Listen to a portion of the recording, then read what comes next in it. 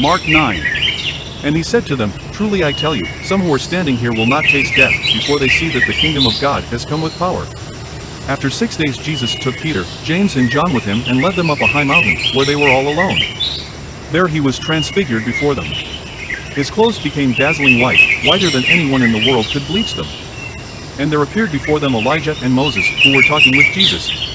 Peter said to Jesus, Rabbi, it is good for us to be here. Let us put up 3 shelters, one for you, one for Moses and one for Elijah. He did not know what to say, they were so frightened. Then a cloud appeared and covered them, and a voice came from the cloud, This is my son, whom I love. Listen to him.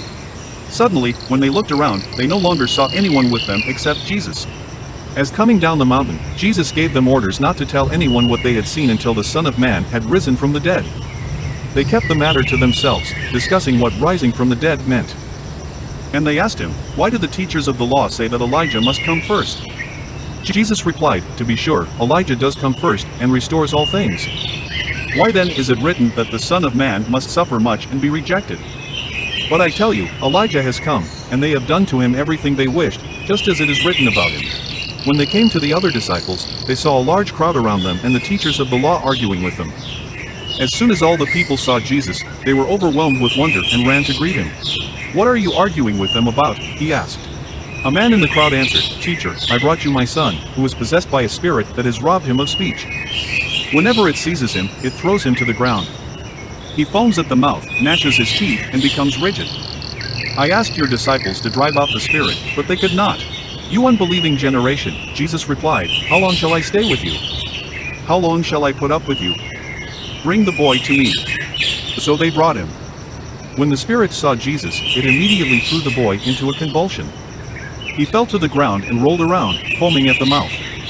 Jesus asked the boy's father, How long has he been like this? From childhood, he answered. It has often thrown him into fire or water to kill him. But if you can do anything, take pity on us and help us. If you can, said Jesus. Everything is possible for one who believes. Immediately, the boy's father exclaimed, I do believe, help me overcome my unbelief. When Jesus saw that a crowd was running to the scene, he rebuked the impure spirit. You deaf and mute spirit, he said, I command you, come out of him and never enter him again. The shrieked, convulsed him violently and came out. The boy looked so much like a corpse that many said, He's dead. But Jesus took him by the hand and lifted him to his feet, and he stood up. After Jesus had gone indoors, his disciples asked him privately, Why couldn't we drive it out? He replied, This kind can come out only by prayer. They left that place and passed through Galilee. Jesus did not want anyone to know where they were, because he was teaching his disciples. He said to them, The Son of Man is going to be delivered into the hands of men. They will kill him, and after 3 days he will rise. But they did not understand what he meant and were afraid to ask him about it. They came to Capernaum. When he was in the house, he asked them, What were you arguing about on the road? But they kept quiet because on the way they had argued about who was the greatest. Sit down, Jesus called the 12 and said, Anyone who wants to be first must be the very last, and the servant of all. He took a child whom he placed among them. Taking the child in his arms, he said to them, Whoever welcomes one of these little children in my name welcomes me, and whoever welcomes me does not welcome me, but the one who sent me. Teacher, said John, we saw someone driving out demons in your name, and we told him to stop, because he was not one of us. Do not stop him, Jesus said. For no one who does a miracle in my name can in the next moment say anything bad about me, for whoever is not against us is for us. Truly I tell you, anyone who gives you a cup of water in my name because you belong to the Messiah will certainly not lose their reward.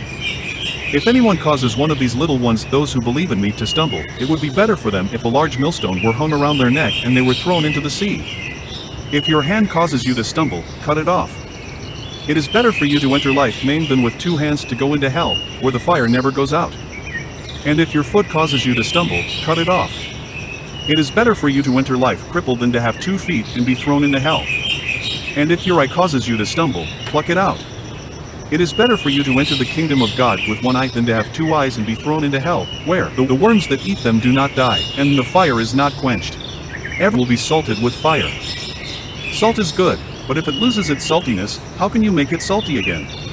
Have salt among yourselves, and be at peace with each other.